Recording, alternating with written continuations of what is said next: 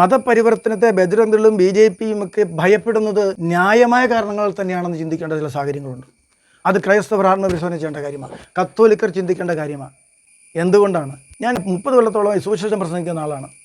ഈ പ്രസംഗത്തിൻ്റെ ചൈതന്യം ഉൾക്കൊണ്ടുകൊണ്ട് തന്നെ ഞാൻ പറയുന്നു, സുവിശേഷവൽക്കരണത്തെ BJP സംഘപരിവാറോ ഭയപ്പെടുന്നുണ്ടെങ്കിൽ അതിന് പ്രധാന കാരണം പാശ്ചാത്യ മ്ലേച്ഛതകൾ ഇവിടെ നടപ്പിലാക്കി ഇന്ത്യയുടെ നല്ലതായ സംസ്കാരത്തെ അധപ്പതിപ്പിച്ച് നശിപ്പിച്ച് കളയും എന്ന ഭയപ്പാട് കൊണ്ടാണ്. ആ പാശ്ചാത്യ രീതിയിലുള്ള തുണിയെടുക്കാത്ത സംസ്കാരവും അത് സ്വർഗ്ഗവിവാഹവും അതുപോലെയുള്ള നിരവധിയായ മ്ലേച്ഛതകളും ഇവിടെ അഴിഞ്ഞാടും എന്നതുകൊണ്ടാണ്. അങ്ങനെ ഭയപ്പെടുന്ന ഒത്തിരി പേരുണ്ട്. അത് നിഷേധിക്കാനാവുമോ? മംഗലാപുരത്ത് കേരളത്തിൽ നിന്ന് പഠിക്കാൻ പോകുന്ന കത്തോലിക്ക യുവതികളെയും യുവാക്കളെയും അവിടെയുള്ള പബ്ബുകളിൽ RSSകാരും അതുപോലെ ഹൈന്ദവ സംഘടനകളും അടിക്കുകയും ആക്രമിക്കുകയും ചെയ്തു. RSSകാർ ക്രൈസ്തവരെ ആക്രമിച്ചു എന്ന രീതിയിൽ മതപരമായ ഒരു അക്രമം അതിനെ കാണരുത്. ഈ ഇന്ത്യൻ സംസ്കാരം പൊതുവെ ലോകത്തിൽ നല്ല സാമാന്യം നല്ല നിലവാരത്തിൽ നിൽക്കുന്ന സംസ്കാരമാണ്. അങ്ങനെ ഉള്ള ഇന്ത്യൻ സംസ്കാരത്തെ നശിപ്പിക്കുന്ന, സമൂഹത്തെ നശിപ്പിക്കുന്ന ദുർനടപ്പുകാരാണ് ക്രൈസ്തവരെന്ന് അവരുടെ മുമ്പിൽ തോന്നാനിടയാക്കിയത് ആരാ? അങ്ങനെ പോകുന്ന കുട്ടികളെ അവർ തല്ലുന്നതിന് മുമ്പ് നമ്മൾ കയറി തല്ലണമായിരുന്നു. മാതാപിതാക്കൾ തല്ലണമായിരുന്നു. KCYM അതുപോലെയുള്ള ക്രൈസ്തവ സംഘടനകൾ തല്ലണമായിരുന്നു. മെത്രാന്മാരെ നടപടിയെടുക്കണമായിരുന്നു. അങ്ങനെ ചെയ്തിരുന്നെങ്കിൽ ഹൈന്ദവർക്ക് RSSകാർക്ക് നമ്മുടെ കുട്ടികളെ അടിക്കേണ്ടി വരില്ലായിരുന്നു. അങ്ങനെ ആ നാട്ടിലെ വൃത്തികേടുകൾ ഒഴിവാക്കാൻ വേണ്ടിയാണ് അവർ ചെയ്യുന്നതെങ്കിൽ, അതുപോലെ തന്നെ ഇന്ത്യയിൽ എവിടെയെങ്കിലുമൊക്കെ സുവിശേഷം കേട്ട് മനസ്സാന്തരപ്പെട്ട് ക്രൈസ്തവ വിശ്വാസത്തിലേക്ക് വന്നാൽ ഇവിടെ പാശ്ചാത്യ വൾഗർ കൾച്ചർ ഇറക്കാൻ, വളരെ മ്ലേച്ഛമായ സംസ്കാരം ഇവിടെ പ്രചരിപ്പിക്കാനാണെന്ന് അവർ തെറ്റിദ്ധരിച്ചാൽ കുറ്റം പറയാൻ പറ്റുമോ? അത് നമ്മൾ ചിന്തിക്കേണ്ടേ പറഞ്ഞ കാര്യം. വെസ്റ്റേൺ കൾച്ചറിൻ്റെ മാലിന്യങ്ങളൊക്കെ ഇവിടെ എത്തിക്കുമെന്ന ഭയപ്പാടിലാണ് ഇവിടുത്തെ ബഹുഭൂരിപക്ഷ ഹൈന്ദവരും നമ്മളെ വെറുക്കുന്നത് എന്ന് മനസ്സിലാക്കിയാൽ, നമ്മളൊരു ഭീകരരൂപിയായ പിശാചായി അവർ മനസ്സിലാക്കുന്നതിന് കാരണം നമ്മൾ തന്നെയാണെന്ന്. ആ നിലയിൽ നമ്മൾ ഭീകരരൂപം ഒന്ന് മാറ്റി നമ്മളൊരു മാലാഹ രൂപത്തിലേക്കാകണം, സ്വയം ശുദ്ധീകരിക്കണം. നമ്മൾ ഈ സാധാരണ പത്രങ്ങളിൽ കാണുന്ന വാർത്ത മാത്രം നോക്കിയാൽ പോരാ. ഹൈന്ദവ പ്രസിദ്ധീകരണങ്ങൾ ഇടയ്ക്കിടയ്ക്കൊന്ന് വായിക്കാൻ നോക്കണം, പതിവായിട്ടല്ലെങ്കിലും. ആ ഇടയ്ക്കിടയ്ക്ക് വായിക്കുമ്പോൾ ഇവരുടെ ആശങ്കകൾ ഇവർ പങ്കുവെക്കുന്നതും ഒക്കെ മനസ്സിലാക്കാൻ പറ്റും. അത് നിഷേധിക്കാനാവുന്നതല്ല. ഈവനയിലും അതുപോലെയുള്ള നിരവധി പാശ്ചാത്യ രാജ്യങ്ങളിൽ മെത്രന്മാരില്ലാഞ്ഞിട്ടാണോ, അച്ഛന്മാരില്ലാഞ്ഞിട്ടാണോ നിയന്ത്രിക്കാൻ? അല്ല. 6-ാം പ്രമാണം അവിടെ ഒരു വിഷയമേ അല്ല. മോശമായ വസ്ത്രം ധരിക്കുന്നവരെയോ വഷള ജീവിതം നയിക്കുന്നവരെയോ നിയന്ത്രിക്കാൻ ശ്രമിച്ചാൽ അവർ പള്ളി വരികയില്ല. അപ്പോൾ പള്ളിയിൽ ആൾ കുറയുന്നു. ആൾ പള്ളിയിൽ കുറയുന്നു എന്നതിൻ്റെ പേരിൽ ഇതിനെല്ലാം പ്രോത്സാഹിപ്പിച്ചു വിട്ടു. അവിടെ പള്ളിയിൽ ആൾക്കൂട്ടം എത്ര കൂടുന്നു അതനുസരിച്ചാണ് ഗവൺമെൻറ്റിന് പള്ളിക്ക് ഗ്രാൻഡ് കൊടുക്കുന്നത്. അതുകൊണ്ട് അവിടെ വിവാഹം കഴിക്കാതെ താമസിക്കുന്ന കൂടി താമസക്കാർ, അതുപോലെ സ്വർഗ്ഗ വിവാഹം ധാരാളം പേര്, പകുതിയോളം പേരൊക്കെ അങ്ങനെയാണ്. അങ്ങനെ നടക്കുന്നവർ അവരൊക്കെ ഒന്നും കുദാശ കൊടുക്കില്ലാത്തത് കൊണ്ട് അവർ പള്ളി വരാതായതോടെ പള്ളിക്ക് വരുമാനം കുറവ്, ആൾക്കൂട്ടം കുറവ് എന്നൊരവസ്ഥ വന്നു. ഈ വരുമാനക്കുറവ്, ആൾക്കൂട്ടത്തിൻ്റെ കുറവ് പരിഹരിക്കാൻ ആ മെത്രന്മാർ ചെയ്തത് എന്താണ് ചെയ്തത്? ഈ കൂദാശ വിലക്ക് മാറ്റണം. സ്വർഗ്ഗവിവാഹം കഴിച്ചവരെന്താ, അത് ദൈവികമായ ദിവ്യമായ ലൈംഗികതയല്ലേ, അസ്വാഭാവികത എന്താണുള്ളത് എന്നൊക്കെ ചോദിച്ച് അവർക്കും കൂദാശകൾ കൊടുക്കണമെന്ന് പറയുന്നു. ഇത് നിരവധി അച്ഛന്മാർ പറഞ്ഞത് മാത്രമല്ല, മെത്രാന്മാർ പറഞ്ഞതാണ്.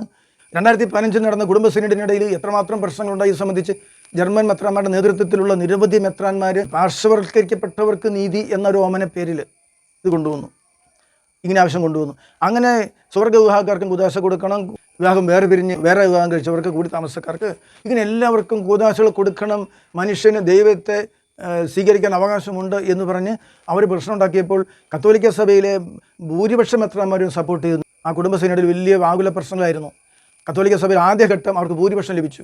3-ാം വട്ട വോട്ടിങ്ങിലാണ് ആഫ്രിക്കൻ മെത്രാന്മാരും അമേരിക്കൻ മെത്രാന്മാരും ഇന്ത്യൻ മെത്രാന്മാരും ഒക്കെ വലിയ സംഘടിതമായി പ്രവർത്തിച്ചതുകൊണ്ടാണ് ഭൂരിപക്ഷം അവർക്ക് 3-ാമത്തെ വോട്ടിംഗ് കിട്ടാതെ വന്നത്.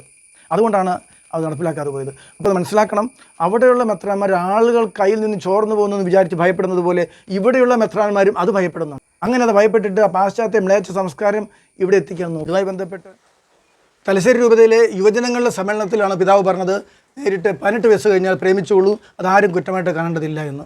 മാങ്ങോട്ട് ഇടവകയിലും ഇത് പ്രസംഗിച്ചിരുന്നു. പിതാവ് പറഞ്ഞ കണക്ക് എന്താണ്? 4200 പേരാണ് 35 വയസ്സ് കഴിഞ്ഞ പുരുഷന്മാർ ജീവിത പങ്കാളി ലഭിക്കാത്തവർ. 150 പെൺകുട്ടികളുമുണ്ട്. അപ്പോൾ പ്രേമിച്ച് പ്രശ്നത്തിൽ പരിഹാരം ഉണ്ടാക്കാൻ പറ്റുമോ? പറ്റുമെന്നാണെങ്കിൽ 150 × 28 4200. ഒരു പെൺകുട്ടിയെ പ്രേമിക്കാൻ 28 പേര് വേണ്ടി വരും. 28 പേര് കൂടി പ്രേമിച്ചാൽ ഒരാൾക്കല്ലേ കെട്ടാൻ പറ്റുള്ളൂ. ഈ പ്രശ്നം മാത്രമാണോ? 25 വയസ്സിൽ താഴെയുള്ള വിവാഹം ആലോചിക്കുന്നവരുടെ കണക്കെടുത്താലും പെൺകുട്ടികളുടെ എണ്ണം കുറവാണ്. ഈ 2 പേരെ 3 പേര് ഒരു പെണ്ണിനെ പ്രേമിച്ച് കല്യാണം കഴിച്ച് പ്രശ്നം പരിഹരിക്കാനാണോ? ഏതെങ്കിലും വായി തോന്നി പറയാൻ പാടുണ്ടോ? പ്രശ്നത്തിൻ്റെ ബേസിക് കാരണം കണ്ടെത്തണത്തിൽ സ്ത്രീധനം വലിയ ഭാരമായി തോന്നി അനേകരെ കണ്ണീര് കുടിച്ച് ജീവിതം തൊലഞ്ഞു പോയ സാഹചര്യത്തിൽ സ്ത്രീധനത്തിനെതിരെ ഒരു രൂപതയും പറയുന്നില്ല. അതിൻ്റെ ഫലമാണ് സ്ത്രീ ജന്മങ്ങൾ ഭാരമാണെന്ന് കരുതി പലരും പെൺകുട്ടികളെ കൊന്നു കളയുന്നത്.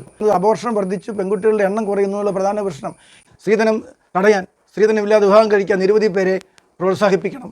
അങ്ങനെ ഒന്നും ചെയ്യാതെ ഈ പ്രശ്നത്തിന് പരിഹാരം ഉണ്ടാക്കാതെ എല്ലാവരും നേരെ കയറി പ്രേമിച്ചോ എന്ന് പറയുന്നത് എത്രയോ ദയനീയമായ സ്ഥിതിയാണ്. നമ്മൾ മാത്രമല്ല, പൊതുസമൂഹത്തിൽ എത്ര പേര് ചർച്ച ചെയ്തു. BJPയുടെ പല ചാനലുകൾ, എത്രയോ ചാനലുകൾ ഈ വിഷയം എഴുതിയിട്ട് ഇത്ര വൃത്തികെട്ട രീതിയിൽ സംസാരിക്കുന്നു എഴുതി. സാറിന് മാത്രം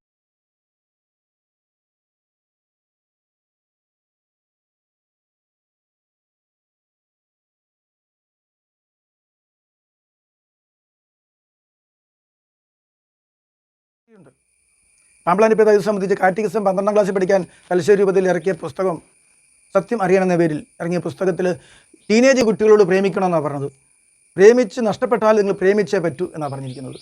ഇങ്ങനെ വഷളത്തം പറഞ്ഞ പിതാവ് അതിൽ നിന്ന് ഒഴിഞ്ഞു മാറിയില്ല. ഈ ഇത്ര നാളായിട്ടും അത് വിട്ടിട്ടില്ല. അന്ന് അച്ഛനായിരുന്നപ്പോൾ എഴുതിയതാണ്, മെത്രാനാകുന്നതിന് മുമ്പ് അച്ഛനായിരുന്നപ്പോൾ എഴുതിയതാണ്. 10 കൊല്ലം മുമ്പ് എഴുതിയ ആ നിലപാട് ഇന്നും ഒരു മാറ്റമില്ല. ചാൻസ് കിട്ടിയപ്പോൾ വീണ്ടും പ്രേമിക്കാൻ പറഞ്ഞത് എന്ത് വൃത്തികെട്ട കാര്യമാണ് ഇത്. 12ാം ക്ലാസ്സിൽ പഠിക്കുന്ന കുട്ടികൾ അച്ഛനാകാനൊക്കെ പോകാൻ ആഗ്രഹിക്കുന്നവർ ഞാൻ അവരോടും പ്രേമിച്ചേ പറ്റുമെന്ന് ആ പുസ്തകത്തിൽ എഴുതി. അത് എഴുതി വെച്ചിരിക്കുകയാണ്. ബെനഡിക്റ്റും കൊളാസ്റ്റിക്കയും വിശുദ്ധർ അവർ പ്രണയത്തിലായിരുന്നു. വിശുദ്ധ അസീസിയും ക്ലാരയും പ്രണയത്തിലായിരുന്നു. ഇങ്ങനെ ഒത്തിരി പേരെ എഴുതി വെച്ച്. വിശുദ്ധ ജെയിംസ് എന്താളും ഫ്രാൻസിസ് സാലസും പ്രണയത്തിലായിരുന്നു എന്നൊക്കെ വെറുതെ ബ്ലണ്ടർ ശുദ്ധ അസംബന്ധം എഴുതി വെച്ചേക്കുന്നത്. അതൊരു പ്രസംഗത്തിൽ പറഞ്ഞാൽ 500-1000 പേരെ കേൾക്കുകയുള്ളൂ. പറഞ്ഞത് അങ്ങനെയല്ല. അച്ഛന്മാരും മെത്രമാരും ഇവിടെ മറ്റ് സിസ്റ്റേഴ്സും ഒക്കെ എല്ലാവർക്കും വായിക്കാത്ത രീതിയിൽ പുസ്തകമാക്കി ഇറക്കിയപ്പോൾ അതിൻ്റെ വായനക്കാരെല്ലാവരും പ്രേമിക്കാൻ പ്രേരണ ലഭിക്കുകയാണ്.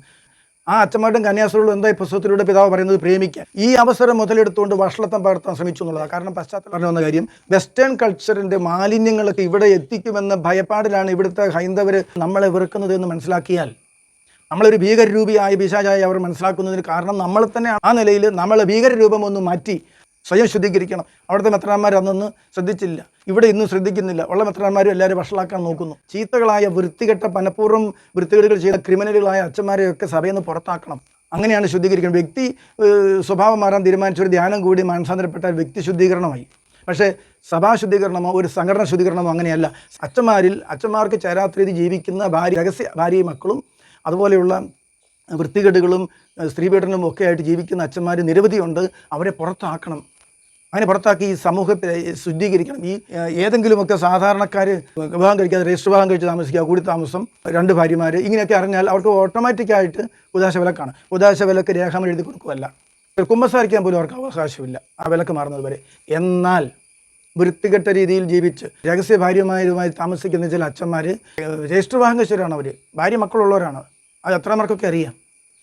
അങ്ങനെയുള്ളവർക്ക് കുമ്പസാരിക്കാൻ പോലും അവകാശമില്ലാത്ത അവസ്ഥയാണ്. അവർ കൂദാശ പരികർമ്മം ചെയ്യുന്നു, അവർ വിവാഹം ആശീർവദിക്കുന്നു, മാമോദിസ കൊടുക്കുന്നു, പൗരോഹിത്യം കൊടുക്കുന്നു. ആ പൗരോഹിത്യം സാധുവാണോ? ആ മാമോദിസ സാധുവാണോ? വിവാഹം സാധുവാണോ? ആ വിവാഹവും തുടർന്നുണ്ടായ മക്കൾ മാമോദിസയും സാധുവല്ലെങ്കിൽ അവർ പൗരോഹിത്യം സ്വീകരിച്ചാൽ അത് സാധുവാകും. മെത്രാന്മാർ അവരെ വിലക്കിയിട്ടില്ലെങ്കിലും അവർ സ്വയം ഉദാശ വിലക്കിൽ പെട്ടുപോയവരല്ലേ? അവിടെ കുർബാനയിൽ ലഭിക്കുന്നത് യേശുവിനെയാണോ അല്ലെങ്കിൽ ആരെയാണ്? ഇങ്ങനെ നിരവധിയായ പ്രശ്നങ്ങൾ വിലട്ടുന്നുണ്ട്. അവിടെയും കാര്യം എന്താണ്? വിട്ടുവീഴ്ച. ജർമ്മനിയിലെ മെത്രാന്മാർ വിട്ടുവീഴ്ച ചെയ്തതുപോലെ ഇവിടെയും വിശുദ്ധിയുടെ കാര്യത്തിൽ വിട്ടുവീഴ്ച ചെയ്തിരിക്കുകയാണ്. ഈ സ്ഥിതി മാറിയേ പറ്റുള്ളൂ. ആ നിലയിൽ നമ്മളെ ഭീകരരൂപം ഒന്ന് മാറ്റി നമ്മളൊരു മാലാഹ രൂപത്തിലേക്കാകണം. സ്വയം ശുദ്ധീകരിക്കണം. നമ്മളൊരു മാലാഹ രൂപത്തിലേക്കാകണം.